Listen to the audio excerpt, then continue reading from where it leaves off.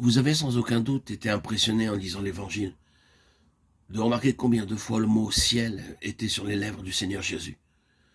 Pour autant que je m'en souvienne presque une centaine de fois. Quand un mot est fréquemment sur les lèvres de quelqu'un, sans nul doute, il exprime sa préoccupation principale. Quand nous allons à l'étranger et que nous y rencontrons des personnes qui sont de notre propre pays, nous remarquons qu'elles sont toujours désireuses et empressées de pouvoir parler de leur pays ou de leur bon vieux pays. Et l'une ou l'autre de ces expressions est continuellement sur leurs lèvres quand nous conversons ensemble. Il en était de même avec le Seigneur Jésus. Il parlait souvent de ce qui, pour lui, était le bon vieux pays. Il se référait toujours au ciel. Lisez de nouveau l'Évangile et vous verrez combien de fois il faisait référence au ciel et quelle était sa relation avec le ciel. Cela, en ce qui concerne Christ, nous montre trois choses, ou trois aspects d'une même réalité. Il y avait son arrière-plan personnel, l'arrière-plan avec lequel il vivait et marchait, c'était le ciel. Il était toujours conscient de cela. Deuxièmement, il y avait son plus par rapport à cette vie et à ce monde.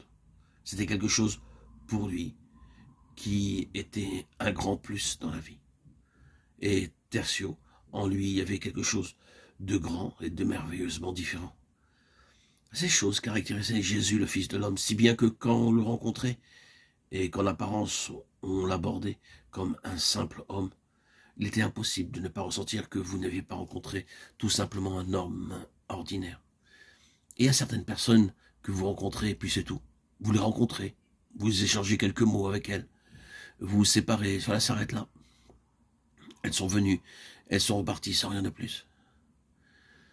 Il n'en était jamais ainsi avec le Seigneur Jésus. Si vous l'aviez rencontré, vous auriez aussi rencontré quelque chose de plus que l'ordinaire. Et vous aussi, vous seriez reparti avec la conscience que ce n'était pas tout, qu'il y avait quelque chose de différent et de beaucoup plus grand que ce que j'avais touché ou vu, beaucoup plus que ce que j'ai été capable de reconnaître ou de saisir. L'impression que cela me laisse, c'est qu'il y a quelque chose de plus grand et d'indéfinissable. Cet homme a un arrière-plan beaucoup plus profond que tout ce que j'ai pu voir autour de moi. C'est très simple, mais cela peut nous aider à mieux saisir ce qui est incorruptible. Supposons que lorsque nous rencontrons quelqu'un, au lieu d'attendre un peu, nous commencions de suite à tout exposer. C'était la chose incorruptible le concernant, la chose qui demeurait.